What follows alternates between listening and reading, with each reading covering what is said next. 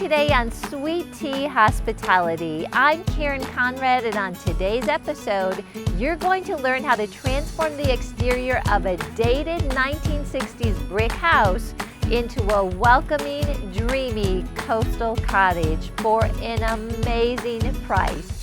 You don't want to miss this.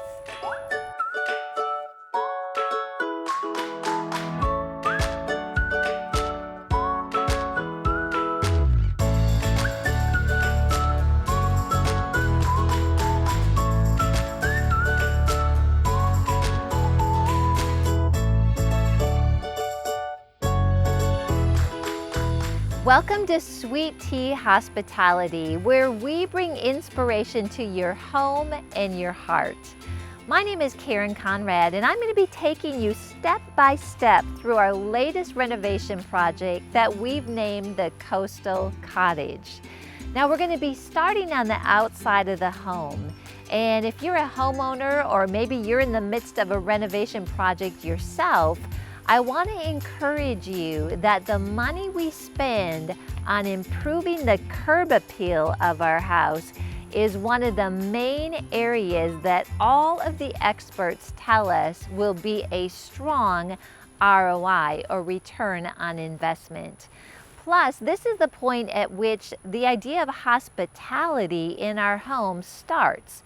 Just the moment that people pull up on the curb and walk into the front of the house, we are giving them an impression of our home and our property.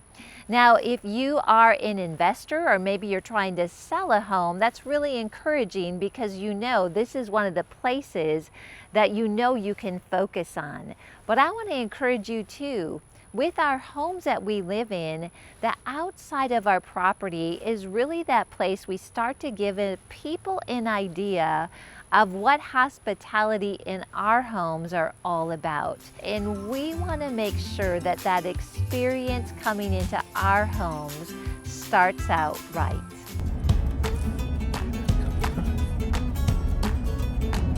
All right, let's head out to the project, and I'm excited to see the house today. Okay, so at the front of the house, you might notice here that we have got some bushes and shrubs, which initially we really thought were going to work out, but as we looked at it further, my amazing husband Dave suggested that we consider removing them. And after he said that and we started to look at it, we realized, yes, these need to come out, because the porch is a really beautiful feature of this home. But because these hedges are so high, they're actually blocking the porch. And I think that was one of the issues with the curb appeal of this house.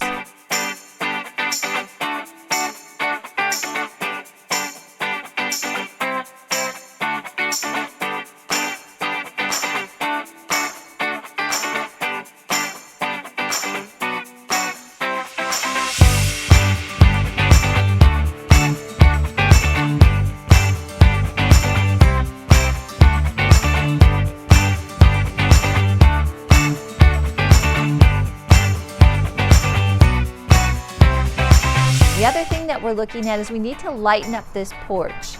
This color blends with the brick, but it really makes the porch look really dark, and we want to fix that to make this front more inviting, so that when somebody looks at this house, right from the beginning, they're greeted with a beautiful porch, a beautiful front door, nice landscaping, and it feels inviting and makes them feel welcome into what I hope is their new home.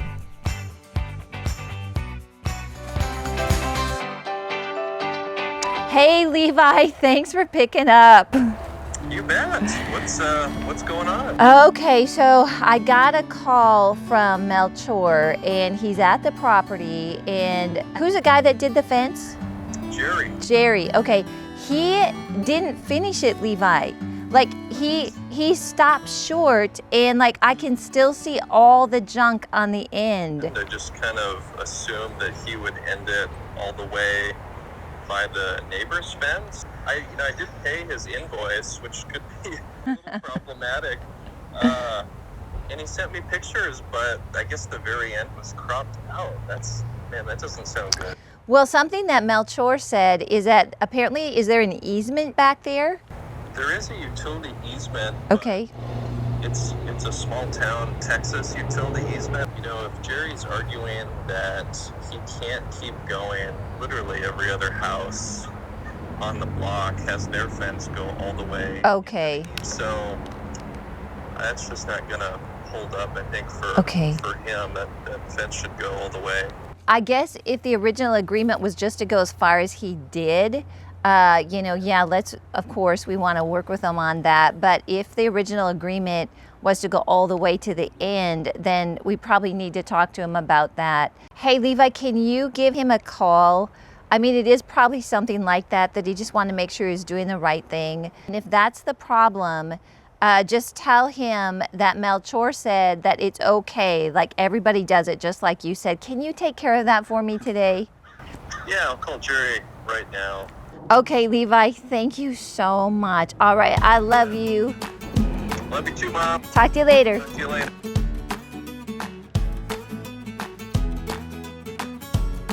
Welcome to my Sweet Tea Design Workshop right here in my home in South Lake, Texas. This is my creative space where I can really think through these projects, and the exterior of this home definitely gave me plenty to think about and a lot of problems to solve. You know, when you think about it, curb appeal is really important. It's certainly important when we sell a property, but it's really important for when we have people over or we come home. A lot of times we think about just the interior of the house, but what people see is the exterior. So I'm going to give you some tips in here that I think you can apply in your home to help freshen up that exterior. It's important to remember that hospitality starts on the outside of your home. One of the biggest challenges that I had with this property was the roof. It was a really bad color of brown. Matter of fact, I think I called it cat poop brown, which was very fitting. And part of the inspection process was to take a look at the roof. And we found out that it was quite damaged, so we negotiated with the seller and I got to choose the color for the new roof. So we went with charcoal. Do you know, we had a similar situation with our property right here in South Lake. We didn't realize, but there was hail damage on our shingles. And so one of our neighbors is a roof inspector, and he just said, hey, you might want to take a look at your roof. We didn't think there was a problem, but sure enough, when he looked at it and the insurance company looked at it, they replaced our entire roof. Now, we weren't looking for that, but I will tell you, it gave us an opportunity to have charcoal shingles on this house as well. So you might want to take a look at that and see if there's an opportunity for you to replace your roof. The house had old gutters, and they probably, looking back on it, should have been replaced. But there's just a point at which with renovations, whether it's our own home or something that we're doing to maybe do a resale or a rental, you have to kind of decide how far you're going to go. So we had all of the gutters painted in the sealskin color, which is part of the color scheme that we put together for this property. But the actual gutters were sagging. So we were thinking, oh my goodness, do we have to replace these gutters? Well, we came up with an idea with Miguel, one of the guys that was working with us on this project, and we went and purchased clips that we installed that kind of pulled the gutters up. And you know what? They look like new, and it saved us so much money. The dark porch really closed off the entryway and really back to that feeling of hospitality. When people walked up to the home, it's kind of like, oh my goodness, is this like a haunted house? It was just so dark and uninviting. And so we really assessed what needed to be done with that. And it didn't take much. It was a lot of it had to do with the roof was a dark color and the columns were a dark color. And so that combined with the dark brick just made that porch look really dark. So when we decided to paint all the brick the alabaster color, we also painted the columns and the soffits of the property in alabaster, and it brightened everything right up. The next part was these tall shrubs that were in front of the porch. There's some subconscious things that happen with a property, and one of them is when you walk up to a house, and we actually did this at our house, we had the same thing that was occurring. When there's a wall of shrubs that are sort of overgrown, it can make your inside of the house dark and you don't even realize it, but it sort of puts up this wall when people walk up to your front door that says, "You're not welcome here." So we pulled those shrubs out, and then we assessed what we wanted to do with landscaping. We decided to pull out all the old shrubs around the house because we looked at it and it wasn't that expensive to put down some Home Depot edging around the property. We used a nice brown mulch. I love that because it makes it look really natural.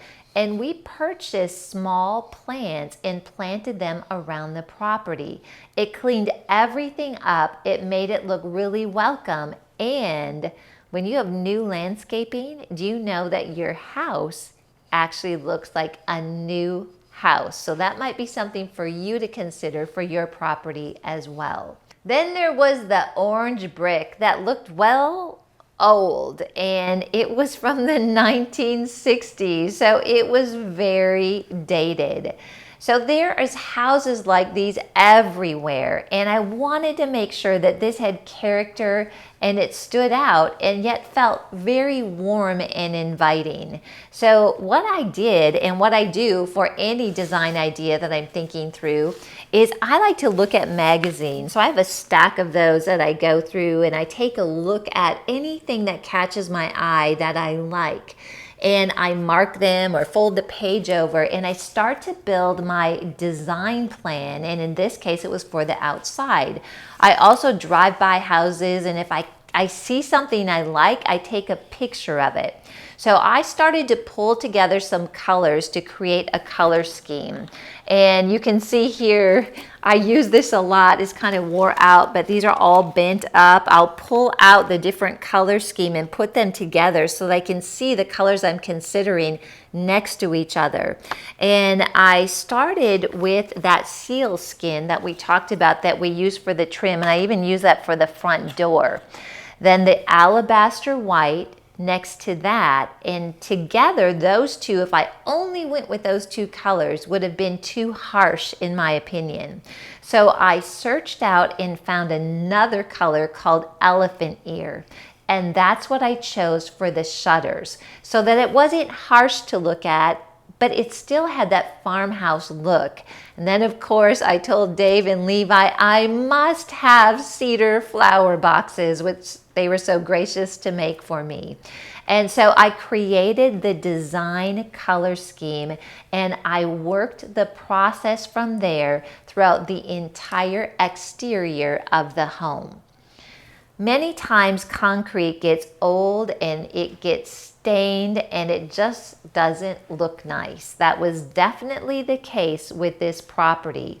Matter of fact, when you walked up onto the porch and you looked down, you could see that the house was not well cared for. And I didn't want to leave anything that gave people a clue that it had a past that maybe wasn't as nice as what its future was.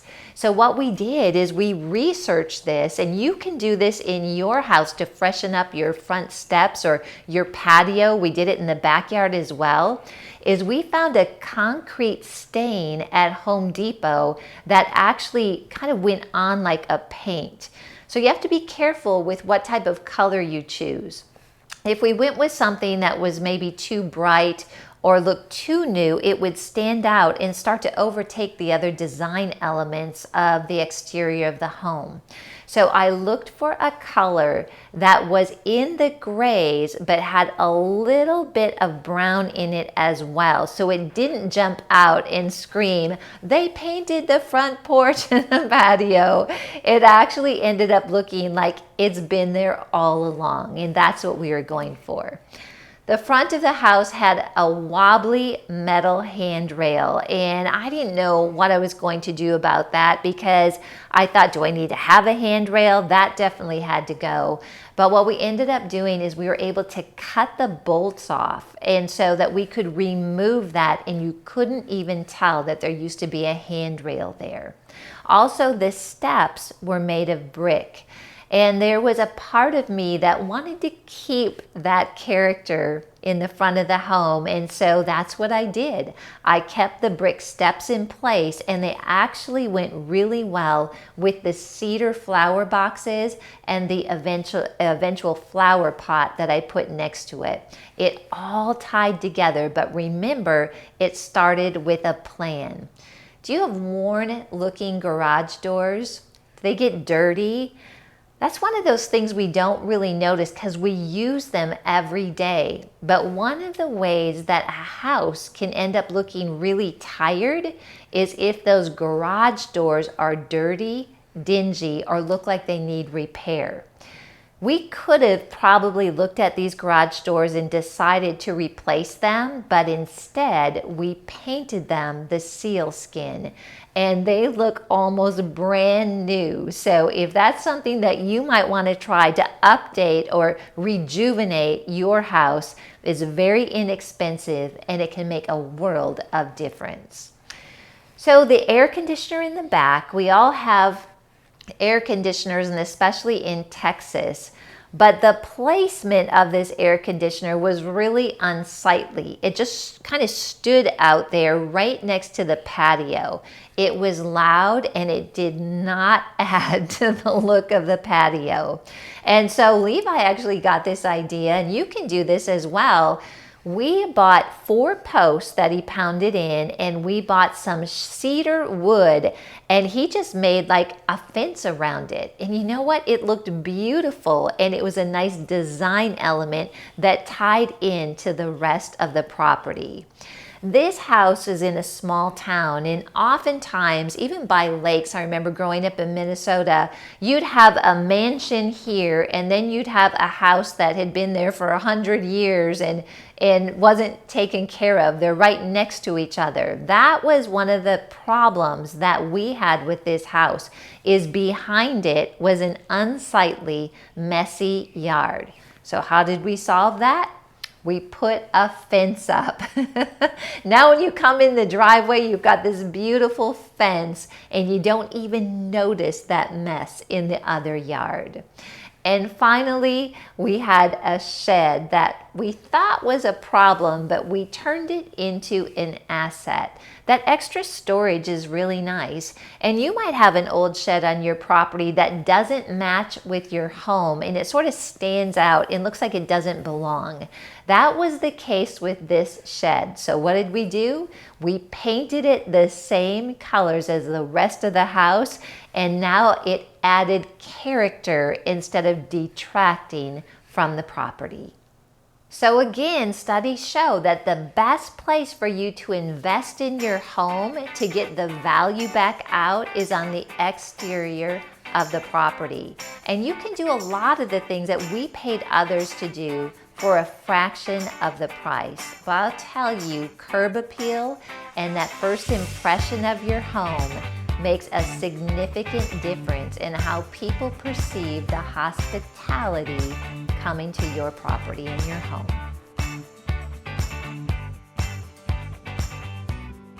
Our homes are really important to the Lord. You know, when you think about it, ministry happens in our homes. It's where we teach our children and they experience God in our families. It's where we gather for holidays. It's just a really precious place, and it's a place of refreshing and safety. And as I was thinking about this episode, a scripture came to mind, and it's 1 Samuel 16:7, and this is from the ESV, and it says this: "But the Lord said to Samuel, do not look on his appearance or on the height of his stature, because I've rejected him. For the Lord sees not as man sees. Man looks on the outward appearance, but the Lord looks on the heart." And as you're choosing a place to live, and maybe you even have a room in your house that's just never felt right, and you feel like, what am I going to do with this room? This is a scripture that helps us to remember to ask the Lord what He sees in this room or what He sees in this home. Trust the Lord with your selection. You may hear Him say, that's the one, or let's do this with this room. Let's make it into maybe a living room or a special place. And when we see that on the inside, that's where the creativity and the beauty can come out. So it becomes a material that you work with to create that space that God has envisioned. That's exactly what we did with the property when we chose it. We knew inside that this was the one. And with God and with the creative team that we brought around it, it became what you see today, the Coastal Cottage.